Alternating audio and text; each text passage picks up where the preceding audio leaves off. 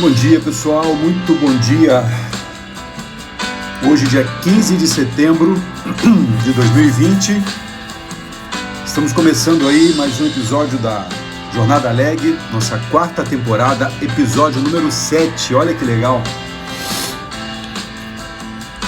Já são aí ao todo... Peraí. Já são ao todo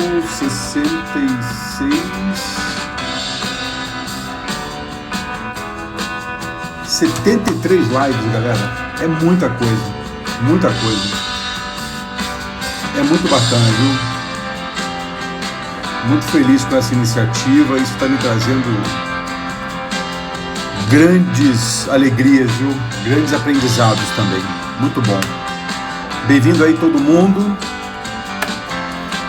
Até agora já falamos de fé, esperança, caridade, justiça, prudência e fortaleza.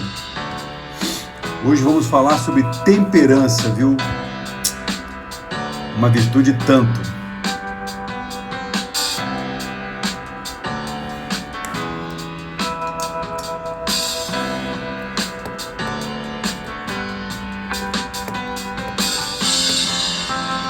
É muito legal essa experiência nossa. Vamos lá, galera. Vamos começar então o nosso dia, 7 horas ainda, 7h01 agora, virando. O pessoal vai chegando, a gente vai conversando e as coisas vão acontecendo. Vamos lá para nosso sétimo episódio da Jornada Leg. Essa quarta temporada sendo inspirada aí pela Ordem dos Templários, né? Aquela ordem da cavalaria militar que protegia aí os peregrinos nos seus caminhos, né, nas suas caminhadas aí para Jerusalém, principalmente no período ali, no trecho entre Jafá e Cesareia, que era um trecho tido como perigoso ali, muitos ladrões que atacavam ali os peregrinos, né? E a gente vem falando sobre as virtudes desses guerreiros da época, né? E procurando trazê-las para os nossos guerreiros de hoje, né? Para nós que vivemos a vida, procuramos viver a vida de uma maneira mais plena. Então a gente falou de fé, esperança, caridade, justiça, prudência, fortaleza. E hoje a gente vai falar sobre temperança, pessoal. Olha que legal. Nesse mundo cada vez mais intenso de estímulos, né? Estímulos visuais, estímulos sensoriais, a temperança passa a ter um papel e passa a ser uma virtude determinante. E olha que interessante, né? De onde vem a palavra temperança? Vem de temperare, né? Então olha que interessante, quando você vai temperar uma comida, qual que é a sua maior preocupação? Quando você vai temperar uma comida, a sua maior preocupação é que ela não fique sem gosto e nem que ela fique muito temperada. Então a temperança, ela está muito ligada ao objetivo de ser moderado, né? Uma comida bem temperada é aquela que tem o tempero no ponto certo, nem mais, nem menos, nem falta, nem excesso, exatamente, o equilíbrio desses elementos que nós colocamos, equilíbrio e harmonia, beleza, Fred? Presença do ilustre aí, do meu primo Frederico Binato. Então, galera, quando a gente traz isso para uma virtude, o que significa a virtude da temperança no ser humano? Significa principalmente o equilíbrio, o domínio de si no que diga respeito aos seus desejos, né? A moderação dos seus desejos, principalmente naquilo que diga aos desejos sensoriais, né? São Tomás de Aquino traduzia isso como a quietude do ânimo, que é fruto da ordem do equilíbrio interior, né? Você ser capaz de fazer as suas escolhas, ser capaz de fazer um consumo apropriado das coisas, ser capaz de fazer um uso apropriado do alimento. Aristóteles, na sua visão, colocava a temperança como algo entre o desregramento e a insensibilidade, ou seja, uma pessoa insensível à comida, né, é destemperada, e uma pessoa que come demais também é destemperada. Então o equilíbrio, a harmonia, está nesse conjunto, está nesse elemento aí, nesse ponto entre esses extremos. que tem a ver com autocontrole, com autodomínio, né? Eu ainda prefiro, Francesca, e aí obviamente é uma preferência pessoal, a palavra domínio do que controle, né? O domínio de mim sobre mim mesmo sobressai aí uma consciência maior das minhas escolhas. O controle me soa estar um pouco ligado à punição, né? Eu vou me controlar, vou me policiar. Eu ouço muitas pessoas falando isso. Eu preciso me policiar. Eu gosto de cuidar bem das palavras para que elas sejam mais justas comigo possível, né? Então, o domínio de si é uma expressão que me inspira muito, né? Eu poder ter o domínio de mim mesmo. E eu olho a minha trajetória e eu vejo o quanto que a temperança esteve, né? Precisou estar, esteve, de vez em quando ela desaparece, mas ela é uma virtude que eu estou trabalhando para desenvolver. Nessa pandemia, eu mudei muito hábitos alimentares, mudei muito hábitos corporais, e a temperança, ela convida a uma vida um pouco mais frugal, sabe? Ela convida a uma vida um pouco mais frugal na comida, no sono, né? Eu tenho percebido isso, né? Quando eu estava lendo aqui algumas coisas, me preparando para...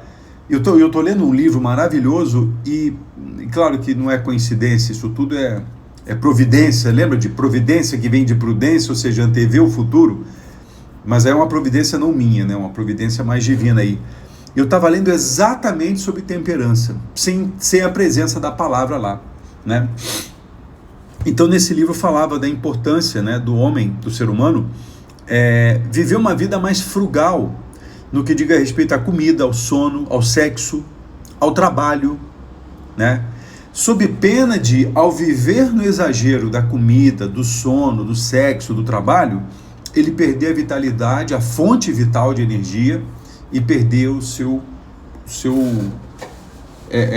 energia interior, né? Ou seja, todos os exageros, né, todos os desequilíbrios trazem por si só uma série de consequências. Então a ideia é fazer essa reflexão hoje aqui, né? Quanto a temperança está presente na sua vida? Na gastronomia, né? No hábito de comer, no hábito de dormir. A questão do sono é muito interessante porque algumas pessoas, elas já ouvi isso falando, né? E provavelmente já devo ter falado isso também. Eu gostaria de morrer como se eu estivesse dormindo. Eu gostaria de morrer dormindo, né? Ou seja, deitar, apagar e não acordar mais. E aí eu fico pensando o quanto que o sono, né, desmedido, ele pode ser uma fuga, né? Quantas vezes eu já me peguei, mais no passado, vivendo situações de autolamentação, autocomiseração, e aí o sono era a minha fuga. Eu deitava em algum lugar qualquer para apagar da realidade e sumir. Como se morresse, por assim dizer, né? Então o sono exagerado, ele se aproxima muito da morte, né? E a morte, segundo algumas linhas filosóficas, é um desafio para o ser humano, né? Principalmente para aquele que confia e acredita na vida eterna. Para quem confia na vida eterna, a vida nunca tem fim, né? Já dizia lá uma música do Rapa. A vida é eterna. Então a temperança no sono é essa, né? A ideia é, ao invés de você se jogar num sofá e apagar, né, como se fosse ali um lapso de tempo e de morte, você dormir acordado, né? Você deitar e conscientemente você dormir. Como um soldado em vigília, por exemplo, ele tem que ter domínio sobre o sono, né? Não que eu esteja dizendo para você ter domínio sobre o sono, não. Mas para você ter consciência desse sono na hora de entrar nesse estado e na hora de sair desse estado. Então eu me lembro e refletindo sobre isso, quanto de tempo, e aí eu estou falando de mim, obviamente, né? Quanto de tempo eu perdi dormindo. E aí, na medida que eu dormia muito, eu vivia menos. Então, a temperança no sono pode ser alguma coisa nesse sentido, né? E a temperança na comida, no alimento, né? Quantas pessoas, assim, descontam suas carências na comida? Ou seja, me falta uma coisa de um lado e eu preencho essa coisa numa medida inversa do outro lado. E aí eu destempero esse negócio. E por ser uma coisa, uma carência emocional do lado e uma compensação gastronômica do outro, a pessoa não conecta uma coisa com a outra, porque não é uma coisa equilibrável e colocável numa balança. Você pode botar 1 quilo de lasanha na balança, e como é que você coloca 1 quilo de carência emocional nessa balança? Então a pessoa não conecta uma coisa com a outra. É um movimento meio inconsciente. Por isso essa questão do domínio de si, dessa presença em si constante, para se auto-observar e se perceber nos momentos de auto-lamentação, de autocomiseração, de pena de si próprio, que é pior, talvez o pior sentimento que alguém possa sentir por si, no caso de si próprio, e pelo outro, no caso de pena do outro, é essa pena. E essa pena promove, de uma certa maneira, ou convida a pessoa a fazer uma compensação. Eu já trabalho muito, então eu me permito, eu escolho comer a loja de doce toda. Tudo bem, não tem nada de errado, como você já sabe, a gente conversa muito abertamente aqui, não tem nada de errado, só tem consequências. É uma história que eu estou contando para mim, né? Como eu conheço várias pessoas que falam assim, pô, Binão, estou ali fazendo minha dieta, meu marido vai, ou minha mulher vai lá, faz um pudim e aí acaba com a minha dieta.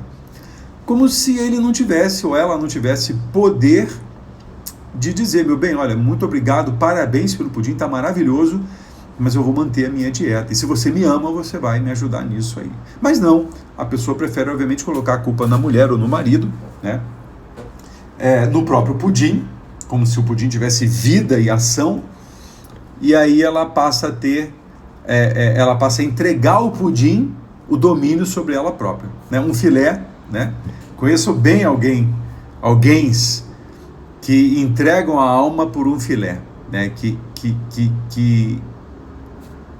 depõe todas as armas do autodomínio por um filé, por uma caneca de chopp ou por alguma coisa do tipo. É claro, galera, que eu estou falando de equilíbrio, de tempero, né? Virtude da temperança. Quando você fala de sexo, é a mesma coisa, né? Uma sociedade ocidental muito sensorial, né? Muito voltada para sentir sensações, né? E obviamente movida por uma indústria de filmes e obras, né, por assim dizer, pornográficas, acaba obviamente construindo um imaginário de que a prática mais ideal e a prática performática do sexo é aquela que você vê, se você vê, obviamente, algum filme pornográfico. E na real, a ideia não é exatamente aquela, me parece, né, no meu ponto de vista. O sexo é um encontro ali de duas pessoas que têm ali alguma afinidade. Diferentemente de algumas pessoas, né, acredito eu que o sexo não é exatamente uma necessidade fisiológica. Ela tem, obviamente, um reflexo fisiológico, mas é um impulso ou uma canalização de um encontro ali, né? No meu ponto de vista, obviamente eu não estou certo, mas é uma interpretação minha.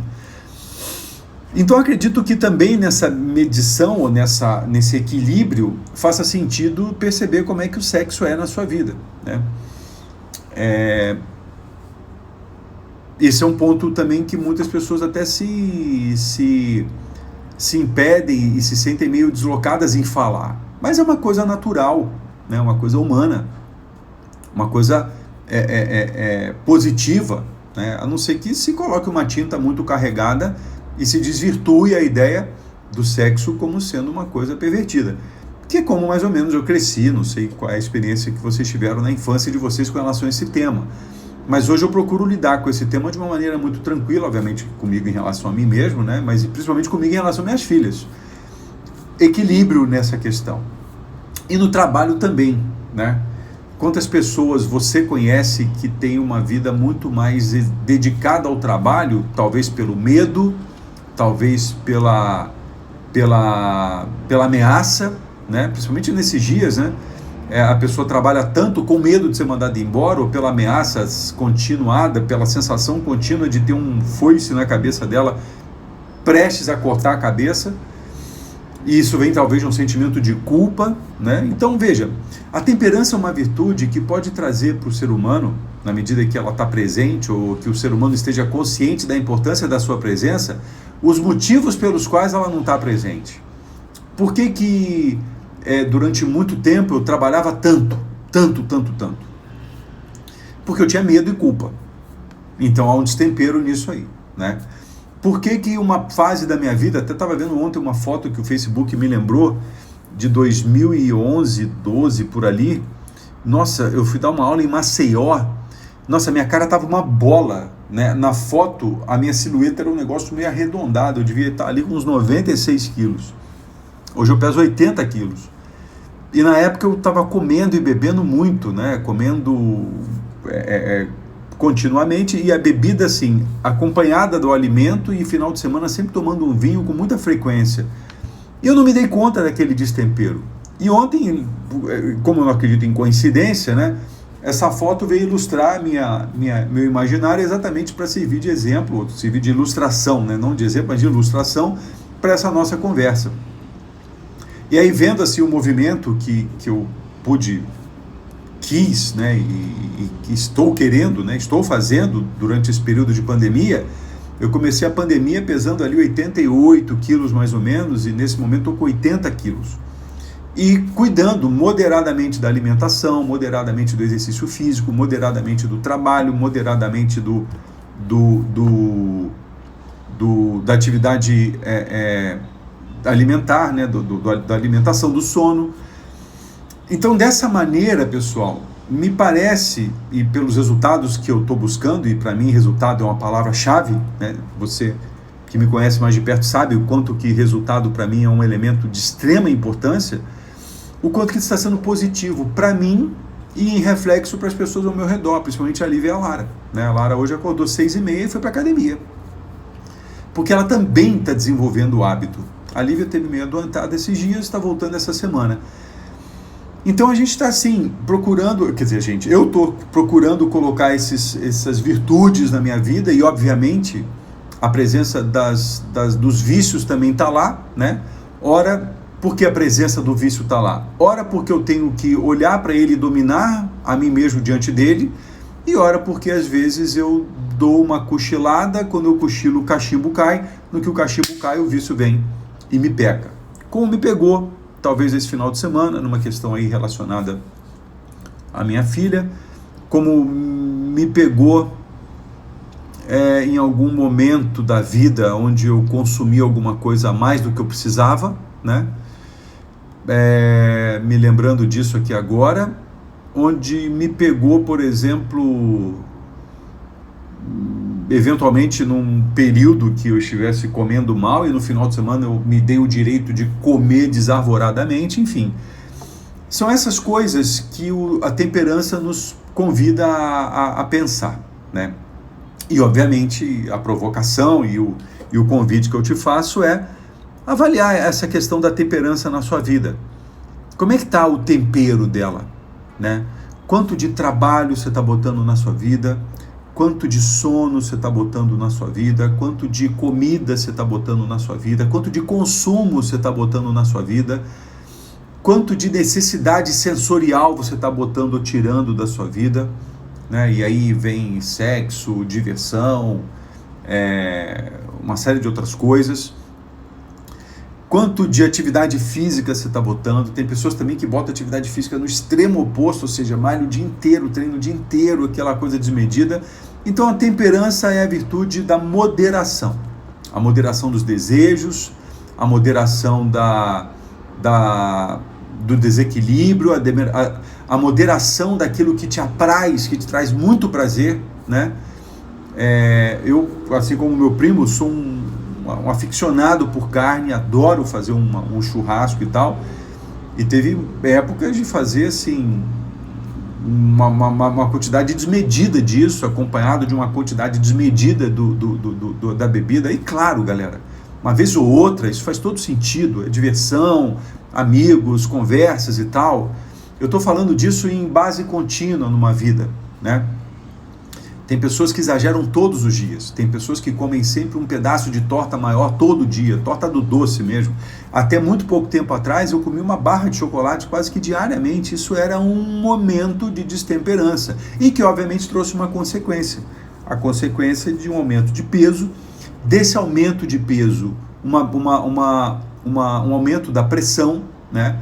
Quando eu comecei esse trabalho de equilíbrio corporal, eu estava com uma pressão mais alta, na verdade eu estava com a pressão alta, né? Minha pressão hoje está redondinha.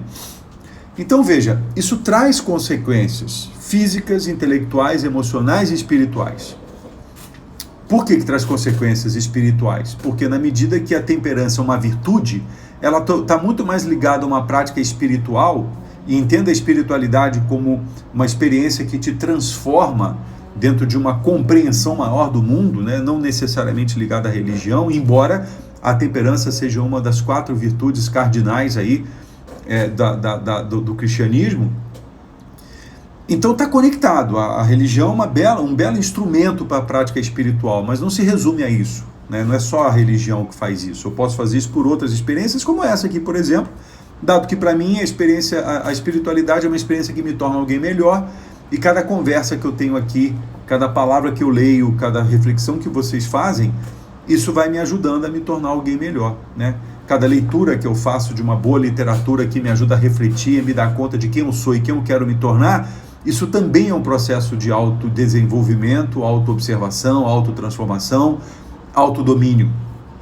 E me coloca na base um pouco mais temperada, né? Por vezes eu procuro estar em tempero, né, em equilíbrio. Por vezes eu perco esse tempero. E a autoobservação me permite observar nisso, né? O Mutzberg está falando aqui o seguinte: no meu ponto de vista, sexo tem relação com uma troca de energia entre duas pessoas que se amam. No meu ponto de vista, sexo por sexo não contribui com uma troca de boa energia e vibrações. É um ponto de vista, né? É um ponto de vista. Tem pessoas que definiriam sexo como uma troca de energia entre 2 ou mais pessoas, dependendo da prática sexual dessa pessoa. Tem pessoas que fazem isso com um monte de gente. Enfim, eu vou pela linha aí do Mutzberg. Mas qual é a tua linha, né? A linha que você vai, a linha que você segue. A gente vai falar em algum momento, lá no dia 21, a gente vai falar de castidade, né? A castidade é uma virtude de equilíbrio, especificamente ligado a esse tema, né, cujo contraponto é a luxúria. E a gente vai ver a conexão de castidade com temperança, sendo que temperança é uma palavra que abarca uma série de desejos humanos, e a castidade fica mais conectada com a questão do sexo, da prática sexual. E a gente também vai conversar sobre isso, né? É importante podermos abrir um espaço para a gente conversar um pouco sobre isso. Então, galera, para resumir essa conversa de hoje, a ideia é a seguinte: olha, coma menos e sonhe mais, né? Imagina o seguinte: tudo que você vê ao seu redor, apareceu pela primeira vez na cabeça de alguém. Se o Fred estiver ainda aí na live, ele vai entender muito bem quando ele olha para o escritório que hoje ele trabalha. Esse escritório que hoje ele trabalha nasceu primeiro na cabeça dele. Então, coma menos e sonhe mais. Imagine mais. Desenhe mais a vida que você quer para o futuro, ao invés de dedicar tanto tempo à comida e a preencher vazios interiores através da comida. Durma menos e respire mais. Essa também menos é mais, é exatamente isso, Massinha, menos é mais. Dormir menos e respirar mais. Respirar, pessoal, oxigênio é o nosso primeiro alimento nessa vida exterior, né? Quando a gente sai da barriga da mãe, o primeiro alimento que a gente consome é o oxigênio, e ele vem com tanta força, com tanta pujança que até dói, e a gente chora, né? Aquela dor que hoje eu não me lembro, talvez você também não se lembre, mas aquela dor no pulmão de abrir assim com oxigênio, ela é marcante em toda a nosso imaginário, né, de uma criança nascendo. Então, e respirar talvez seja uma das nossas piores habilidades, um dos nossos piores hábitos, né? Parar para observar a respiração, essa inspiração, isso que você bota para dentro, né? Eu tenho escrito um pouco sobre isso, né? O que eu boto para dentro de mim todos os dias? Hoje eu escrevi um pouquinho sobre isso, né? Na primeira hora, colocar uma oração bacana para dentro, colocar um alimento bom para dentro, colocar uma quantidade justa e limpa de ar para dentro, colocar um pensamento, uma emoção boa, positiva para dentro, uma informação positiva e construtiva para dentro, isso é inspirar, trazer de fora para dentro uma coisa de qualidade, porque quando sair de você, claro, o oxigênio vai sair como gás carbônico, mas a atitude vai sair de uma outra maneira, né? Isso é bacana. E aí a ideia, obviamente, é morrer menos, né? E viver para sempre. E o que é viver para sempre? É viver acreditando que a coisa não acaba por aqui.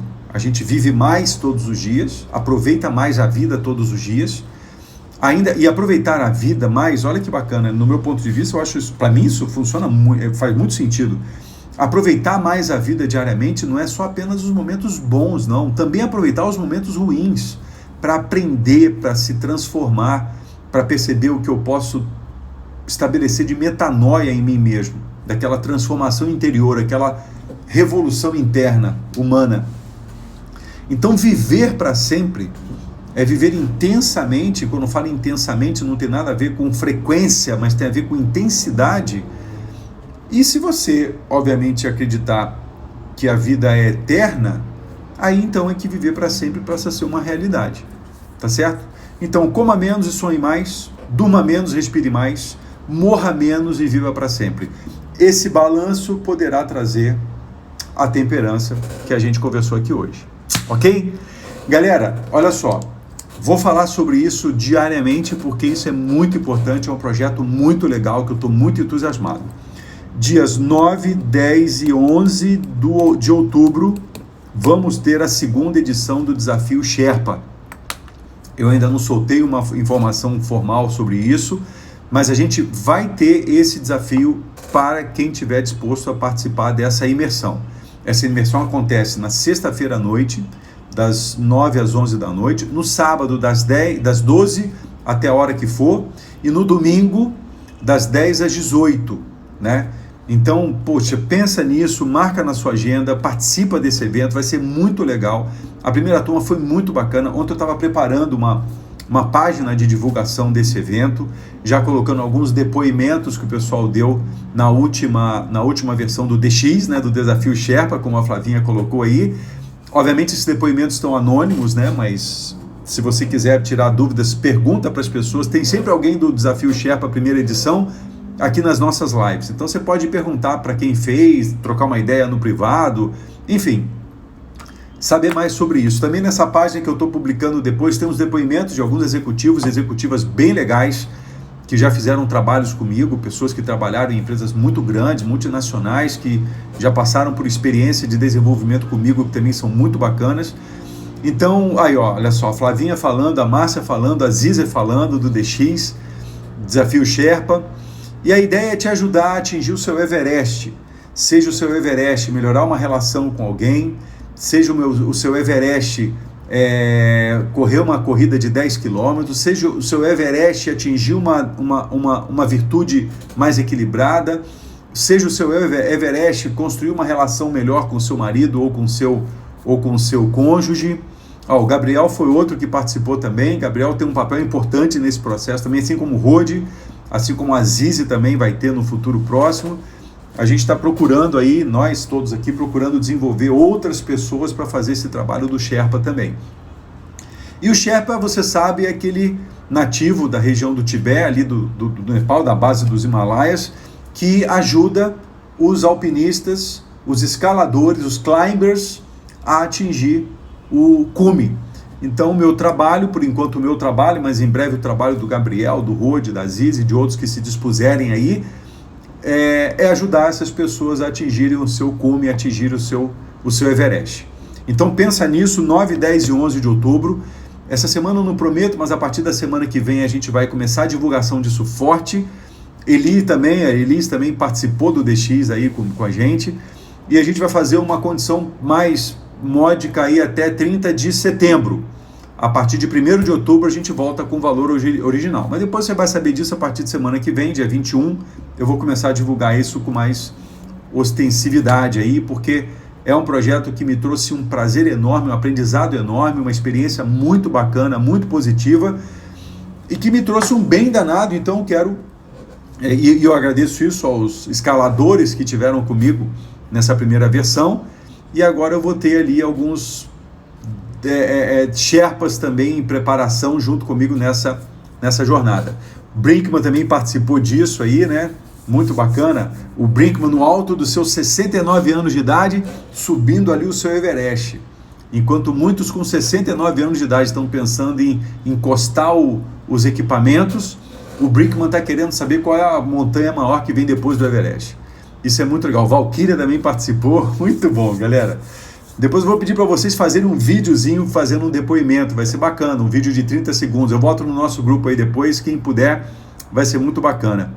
E ainda fazemos o Bem Contra a Fome, é verdade, a gente tem uma reunião para marcar, para reunir todos os escaladores que tiveram na primeira edição, para a gente falar do projeto, que cada um saiu com o seu projeto de escalada e atingimento do seu Everest, e também falar desse projeto aí de amenização aí, de amenizar um pouco essa questão da fome, que dentre tantas outras coisas é uma das coisas que mais eu me incomodo, tá ok? Bom, galera, a gente vai falar mais sobre isso amanhã, quarta-feira, não perde.